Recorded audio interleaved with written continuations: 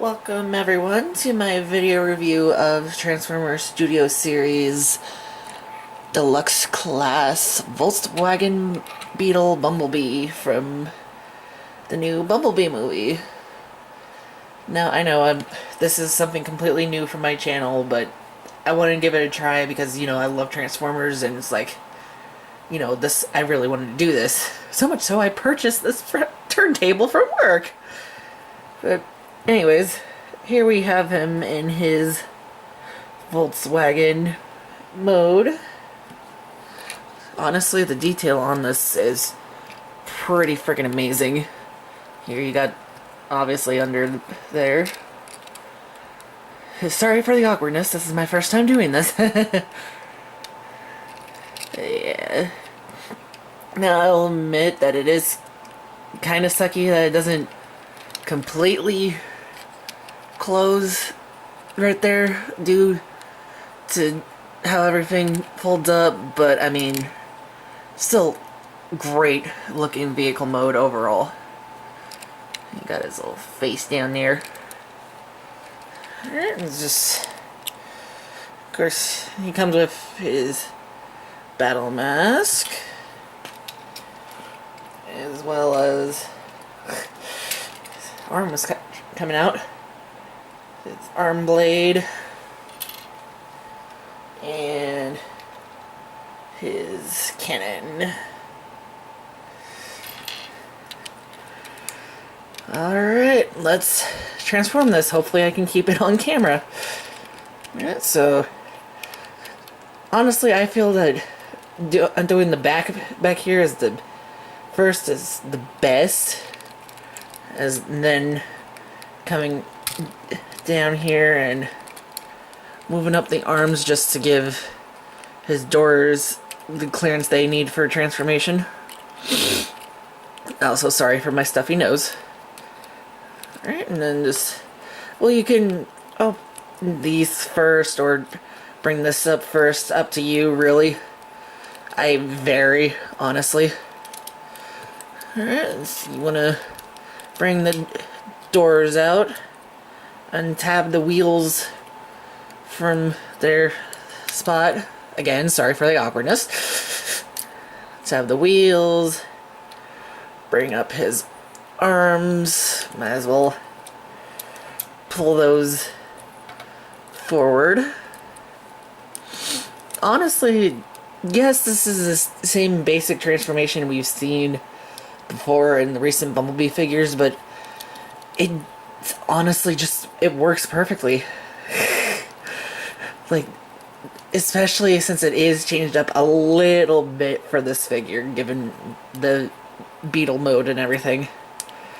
Alright, so yeah, you want to bring the bumper, and I guess that's technically the engine part because Beetles are backwards, but bring those all the way to the back here, and then you want to take these parts that were folded up inside, bring them down, and tab them in, giving him his legs.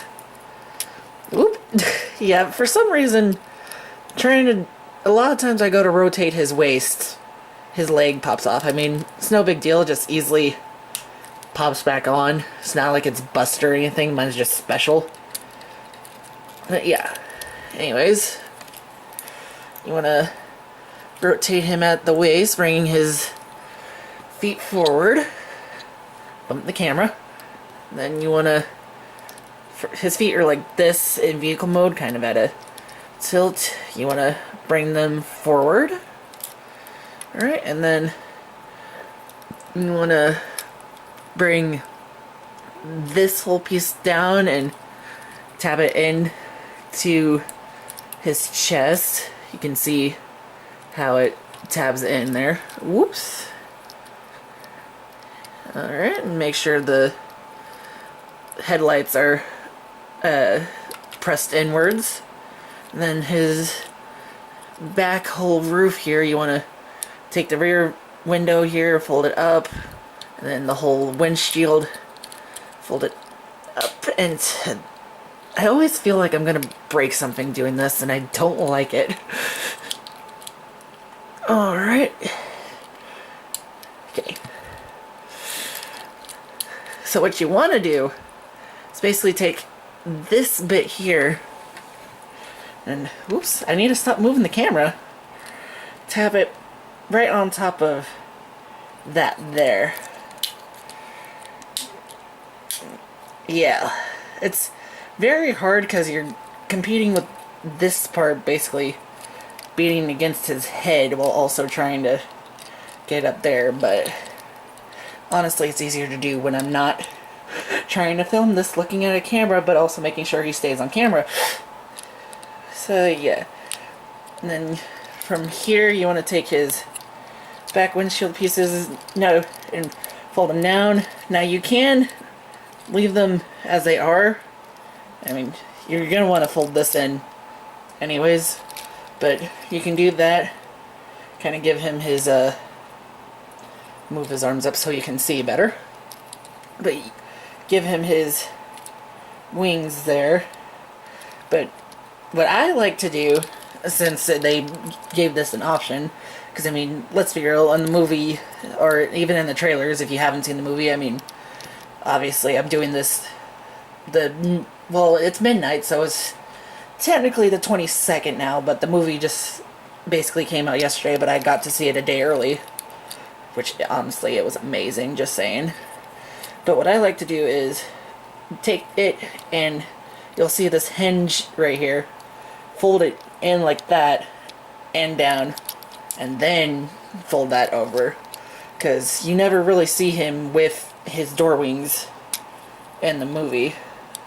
So yeah, same thing on that one, fold it in, fold that in, and granted you can't fully hide his doors behind his back like we've seen in promotional images and such, but it's still not all that bad.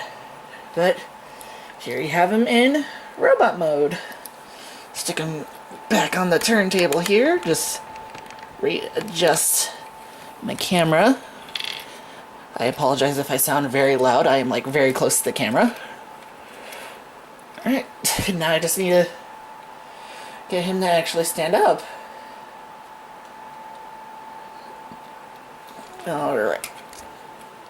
Come on. There we go. And there he is in robot mode.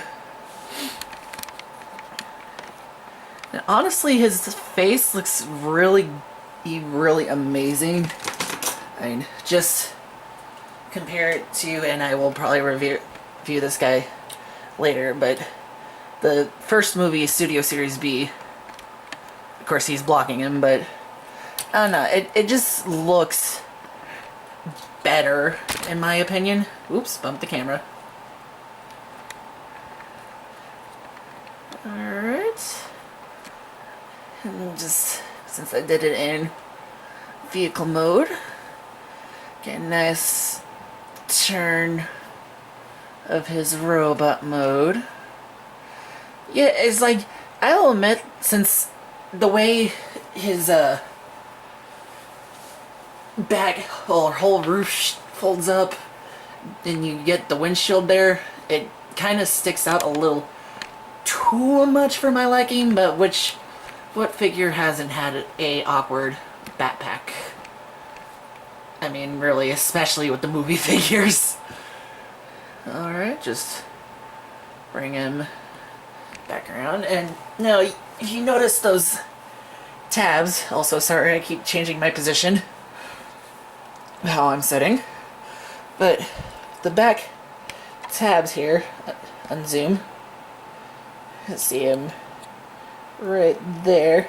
You can actually use those to store his weapons, and there's actually a tab on the rear windows, or not really rear windows, but the back of the back seat windows, we'll just call them that you can tab his battle mask onto and store it like so.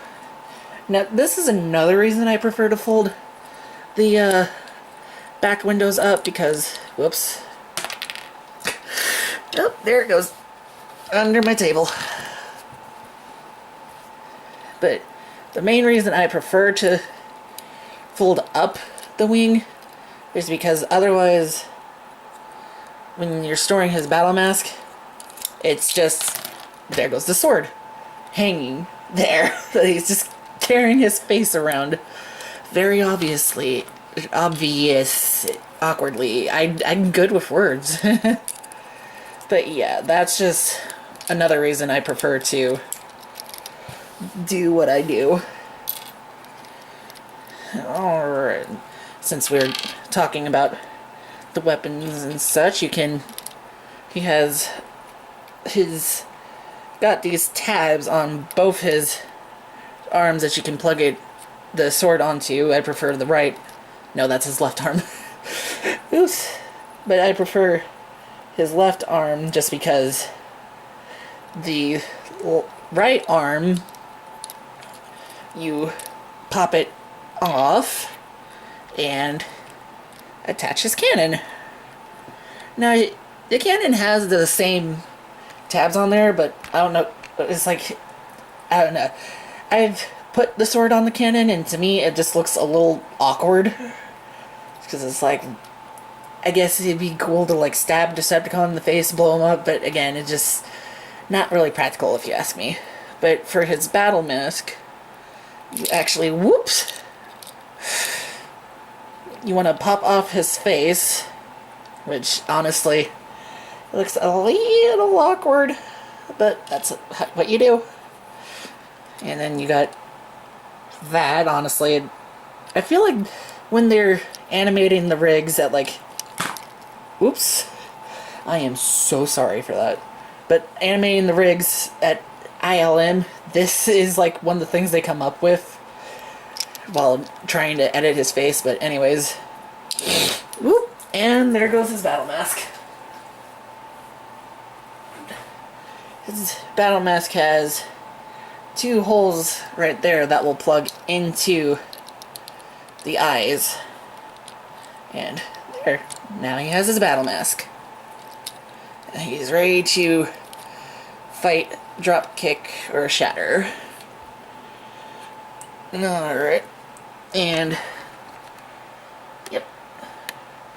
Honestly, this is one of my favorite Bumblebee figures that I own. Like, don't get me wrong, I love the original Camaro from the first movie, but like, just something about this figure is pretty freaking cool. And I would size comparison him to the original G1 Bumblebee, but that's in the bucket that this is sitting on. I did not think that through. But I can size comparison him to the original, the first movie, Bumblebee.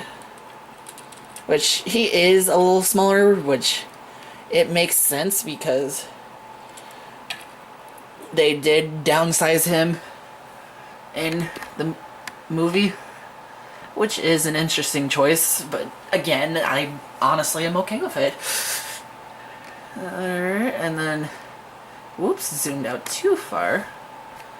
And also a comparison, here he is with the 2007 Leader Class Optimus, which, obviously being a leader figure, he's going to be so much taller, or a lot taller, but, you know, it is the best thing I had on hand in comparison.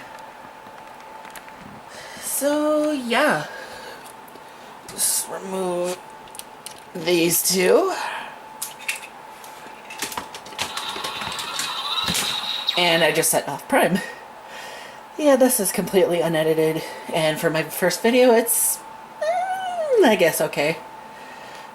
But, yeah, like I said, amazing figure, and I will admit the Bumblebee movie toy line is not as great as the past movie toy lines, but it's still pretty good. I plan to get some stuff from it, but I mean, at least we got this amazing Studio Series figure.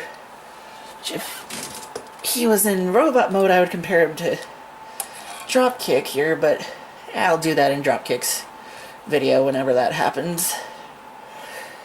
So yeah, this has been my video review for Transformers Studio Series Volkswagen Beetle Bumblebee from the Bumblebee movie. Hope you enjoyed, and I will be doing more of these. Hopefully they won't be as awkward. So, yep, thanks for watching.